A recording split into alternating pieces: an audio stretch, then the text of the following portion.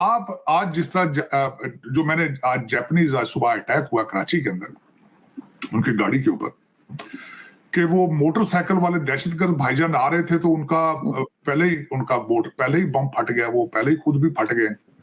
लेकिन वो देखिए कितने ऑर्गेनाइज थे कि वो गाड़ी तक नहीं पहुंच सके तो साथ जो सामने दूसरे भाईजान खड़े थे उन्होंने फायरिंग खोल दी वहां से।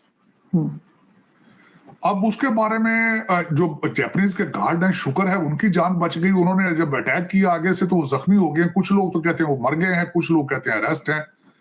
लेकिन जो हमला करने वाले और फटने वाले दोनों भाईजान। नमस्कार दोस्तों, स्वागत आप सभी का हमारे YouTube चैनल डिजिटल रेजिमेंट्स में। जैसा कि आपको पता है दोस्तों, हम आपके लिए एक से एक लेटेस्ट न्यूज़ लेकर आते ही रहते हैं। वैसी ही एक लेटेस्ट न्यूज़ के साथ फिर हाजिर हुए आपके सामने। लेकिन उससे पहले अगर अभी तक आपने हमारे चैनल को सब्सक्राइब नहीं किया तो प्लीज़ सब्सक्राइब कर लीजिए, और यही न्यूज़ अगर आप हमारे फेसबुक चैनल पर देख रहे हैं तो प्लीज़ हमें फॉलो कर लीजिए। तो दोस्तों, न्यूज़ आ रही है पाकिस्तान से, और पाकिस्तान के हालात तो आपको पता ही है दोस्तों। डेवलपमेंट वहाँ पर है नहीं है, और इकोनॉमिक बिल्कुल डाउन जा चुकी है। GDP का कोई आता पता नहीं है। लेकिन अभी वहाँ पर कुछ, जैसे सऊदी अरबिया ने कहा है कि हम $5 अरब की इन्वेस्टमेंट करेंगे, और कुछ चाइनीज़ भी वहाँ पर इन्वेस्टमेंट उनकी चल रही है, उसी के थ्रू उनकी थोड़ी बहुत डेवलपमेंट होती है। और जापानीज़ भी वहाँ पर कुछ डेवलपमेंट के लिए कुछ अपने प्रोजेक्ट लगा रहे हैं। लेकिन कल जैसे कि जापानीज़ के ऊपर उन्होंने हमला कर दिया और इंजीनियर्स के ऊपर, और उनको मारने की कोशिश की गई, लेकिन गाड़ी बुलेट प्रूफ होने के कारण कि उनकी जान बच गई। लेकिन कुछ लोग घायल हुए हैं इसमें, क्योंकि उन्होंने मानव बम का सहारा लिया था और पूरी रेकी करके उनको मारने की कोशिश की थी। और उसको अब डाइवर्ट किया जा रहा है इस बात को, कि वो ये कह रहे हैं कि ये चाइनीज़ समझकर उनके ऊपर हमला किया गया था, उनको पहचान में नहीं आई कि ये जापानीज है। तो इसी से रिलेटेड ये न्यूज़ है दोस्तों। न्यूज़ बहुत ज़बरदस्त है, अपन तक हमारे साथ जुड़े रहिए। चलिए न्यूज़ को करते हैं स्टार्ट। हमारे पार्लियामेंट से जूते चोरी हो गए। हमारे यहाँ तो ये खबर है, साथ जापानीज, पहले चाइनीज की जान खतरे में थी, अब जापानीज के ऊपर भी अटैक हो गया। ये सब हो क्या रहा है? This is the situation going on. अब इसमें एक खित्ते के अंदर सबसे बड़ा मसला क्या होगा अगर इससे मजीद बढ़ती है। अभी भी इसका असर शुरू हो चुका है। पेट्रोल की कीमतें पूरी दुनिया के अंदर 1.8% बढ़ चुकी हैं, $88 का बैरल हो चुका है। तो उससे इन्फ्लेशन मजीद बढ़ेगी। रेड सी में पहले तनाव है, वहां आपने देखा है कि वहां पे जो समुद्री गुजरगाह है वहां पे इतनी फ्रीली मूवमेंट नहीं हो रही है, और उसका दुनिया के अंदर चीजों की महंगाई के ऊपर उसका असर रसूख मौजूद है। सर, मैंने एक चीज और भी सुनी कि भारत ने कोशिश की थी ईरान को भी समझाने की और इजराइल से भी, लेकिन दोनों कंट्रीज ने बात सुनी नहीं। अब देखिए, उसमें भारत के दोनों ममालिक के साथ बड़े क्लोज रिलेशनशिप है। आपने देखा होगा चाबहार जो बंदरगाह उन्होंने है, वो सी पोर्ट उन्होंने लीज पे ले रखी है। फिर भारत जो है तेल भी ले रहा है ईरान से, और इजराइल के साथ उनके डिफेंस कॉन्ट्रैक्ट्स भी हैं, उनके साथ टेक्नोलॉजी कॉन्ट्रैक्ट्स भी मौजूद हैं। और इस वक्त 18,000 से ज्यादा भारतीय जो शहरी हैं वो इजराइल के अंदर काम कर रहे हैं, 10,000 शहरी ईरान के अंदर काम कर रहे हैं। तो दोनों से बात की थी, आपकी बिल्कुल बात ठीक है, लेकिन बातें इससे आगे बढ़ चुकी हैं। इजराइल इस वक्त आप देखेंगे अमेरिका पूरी जंग को फाइनेंस भी कर रहा है, असला भी दे रहा है, लेकिन इजराइल अमेरिका की बात भी नहीं सुन रहा है। आज की यहाँ की खबर यह है कि कांग्रेस तकरीबन $90 बिलियन का पैकेज दे रही है, जिसके अंदर इजराइल की जंग की सपोर्ट भी है और यूक्रेन की जंग। तो ये आप देखें कि वो अमेरिका की बात नहीं सुनते तो वो भारत की बात किस तरह सुनेंगे।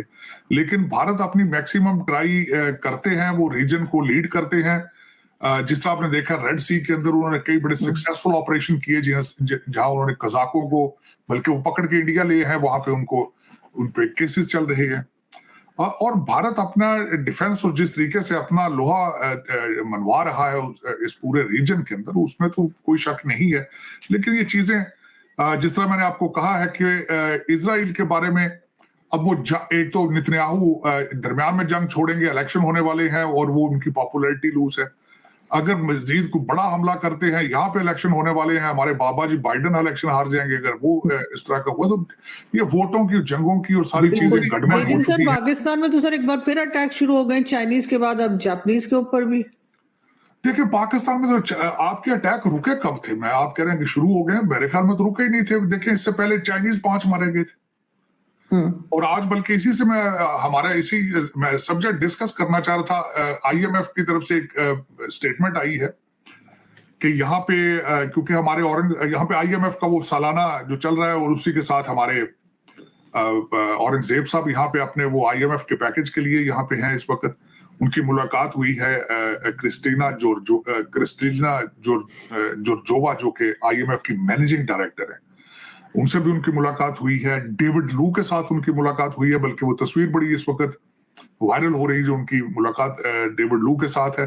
बल्कि जिसने वो ट्वीट की है उसने बड़े खूबसूरत तरीके से किया है कि एक तस्वीर उनकी लगाई औरंगजेब साहब की डेविड लू के साथ, और उसी ट्वीट के उन्होंने तस्वीर लगाई है उमर अयूब साहब की, और गौर साहब जो हैं PTI वाले वो ब्रिटिश हाई कमीशन के साथ हैं खड़े। उन्होंने कहा अभी देखें हुकूमत जो है वो अमेरिका को खुश कर रही है, PTI वाले बरतानिया को खुश कर रहे हैं। तो कोशिश तो ये हमारे ब्रिटिश एजेंटों की कोशिशें हैं कि दुनिया को इस तरीके से खुश किया जाए, कोई डॉलर पाउंड निकले कहीं से। लेकिन इसके साथ जो IMF वालों ने मेरे ख्याल में जो आपके जापानीज बल्कि उसके अंदर भी उन्होंने बड़ी इंटरेस्टिंग बात की है। जो इस वक्त मिडिल ईस्ट और हमारे रीजन के इंचार्ज हैं, उनका नाम मैं उनके पहले तो नाम से बड़ा हैरान था। उनका नाम है जहाद अरोजो, उनका नाम जहाद अरोजो है उनका नाम, जो मिडिल ईस्ट के IMF के को मैनेज करते हैं। उन्होंने कहा है कि हमें जल्दी से जल्दी एक तो पाकिस्तान को पैसे दे के डबल डाउन तरीके से स्ट्रक्चर रिफॉर्म के लिए उन्होंने कहा है कि किया जाए, जिसके बारे में औरंगजेब साहब ने भी कहा है कि हमें 3 साल चाहिए पाकिस्तान को इकोनॉमिक रिफॉर्म्स के लिए।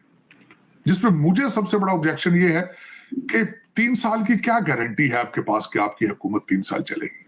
IMF का आपको माजी में देखा होगा आपने कि वो एक फाइनेंस मिनिस्टर से डील करके आते थे पैकेज, तो साथ जब वापस जाते हैं दूसरी मीटिंग में कोई और बैठा होता है फाइनेंस मिनिस्टर वहां पे। उनको एतराज था इस चीज का कि भाई कोई एक फाइनेंस मिनिस्टर रखो, एक पॉलिसी रखो, एक कुछ बातें कर जाता है, दूसरा कुछ बातें करता है। लेकिन उन्होंने जो एक और पाकिस्तान को जिन 6 कंट्रीज के साथ उन्होंने मिला दिया है, वो मुझे एज ए बहसीते पाकिस्तानी बड़ा दुख हुआ है। जिन मुल्कों के साथ उन्होंने पाकिस्तान को जोड़ा है, इराक, सोमालिया, सूडान, शाम और यमन के साथ, और पाकिस्तान को जंगज़दा मुल्क, वार टॉर्न लफ्ज इस्तेमाल किया है, वार टॉर्न और सिविल वॉर्स। इन मुमालिक में उन्होंने कहा है सिविल वॉर हो रही है, दहशतगर्दी है। और पाकिस्तान के जो 6 चाइनीज जो रिसेंट डेथ हुई थी, दहशतगर्द अटैक हुआ था, उसका उन्होंने जिक्र कर दिया इसी के साथ ही बयान, अपने इस बयान के साथ, कि पाकिस्तान के हालात बड़े खराब हैं, दहशतगर्दी है। और साथ कह रहे हैं कि इकोनॉमिक स्ट्रक्चर को बड़ी जल्दी रिफॉर्म करना चाहिए। पहला काम तो दहशतगर्दी रोके वहां पे। आबादी का उन्होंने साथ कहा है, आबादी बढ़ रही है 2.6% पे, इकोनॉमी की ग्रोथ 2% पे। इसका मतलब यह है कि बहुत जल्दी मजीद अनएम्प्लॉयमेंट बढ़ेगी और लोग, उनकी फोरकास्ट है कि 1 करोड़ से ज्यादा लोग शरह गुर्बत से नीचे आ जाएंगे। मेरे ख्याल में तो बहुत ज्यादा आ जाएंगे, इससे ज्यादा आएंगे। लेकिन आप आज जिस तरह जो मैंने आज जापानीज आज सुबह अटैक हुआ कराची के अंदर उनकी गाड़ी के ऊपर, कि वो मोटरसाइकिल वाले दहशतगर्द भाईजान आ रहे थे, तो उनका पहले ही बम फट गया, वो पहले ही खुद भी फट गए।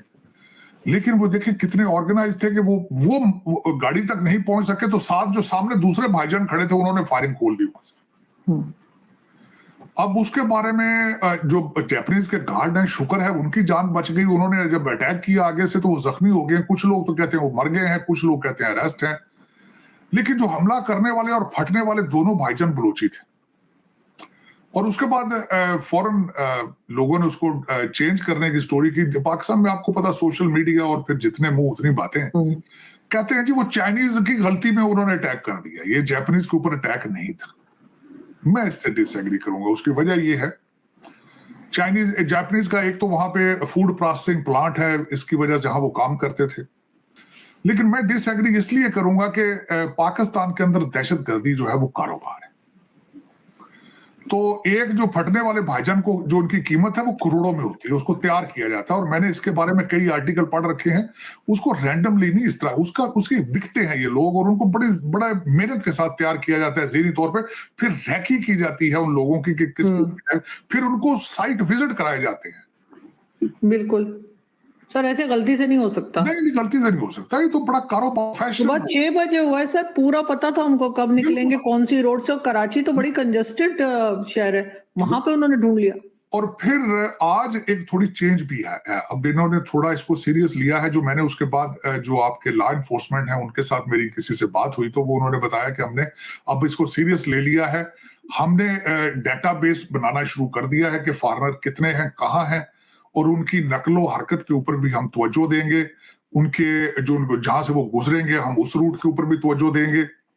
और जो इस्लामाबाद के अंदर जितने डिप्लोमेट हैं उनको भी हमने हाई अलर्ट पे कर दिया है। मैं तो वाकई ही होना चाहिए था, ये पहले करनी चाहिए थी चीजें, क्योंकि आपने सऊदी लोगों को बुला लिया इन्वेस्टमेंट के लिए, $5 बिलियन के लिए इनकी चीजें अब आज कर रहे हैं आप। लेकिन आज भी मैं चाहूंगा कि अभी भी सीरियस लें, अभी भी लेट नहीं है कि फ्यूचर में आइंदा इस तरह ना हो।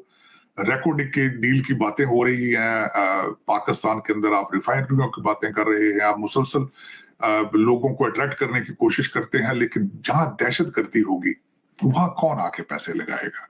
कोई भी नहीं लगाएगा। आपको चाहिए अपने, और साथ अदालतों पे कोशिश करें कि जो हमारे जज भाईजान है उनको भी कहें खुदारा तरस करें, सारे आप तो देखा दोस्तों आपने कैसे पाकिस्तानी अपने जो भी यहाँ पे डेवलपमेंट करने आता है उसी के खिलाफ ये कुछ ना कुछ प्रोपेगेंडा करके या उसको भगाने की कोशिश करते हैं। ये चाहते ही नहीं है कि वहाँ पर कोई डेवलपमेंट हो, कोई इकोनॉमिक वैल्यू इनकी बढ़े। ये भूखे रहकर और भीख मांग कर खुश है, क्योंकि भीख मांगना कहीं ज़्यादा आसान है किसी भी डेवलपमेंट या मेहनत करके खाने से।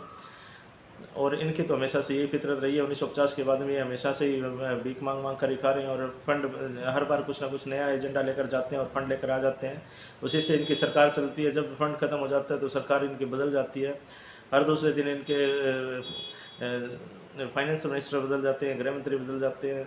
और वैसे तो इनकी सारी की सारी में डेमोक्रेसी टोटली आर्मी के हाथ में है, सारा का सारा देश आर्मी के अकॉर्डिंग ये चल पाता है। तो दोस्तों न्यूज़ आपको कैसी लगी हमें ज़रूर अपने कमेंट करके बताइएगा। जल्दी हाजिर होते हैं दोस्तों एक नई न्यूज़ के साथ। तब तक के लिए जय हिंद, जय भारत, वंदे मातरम।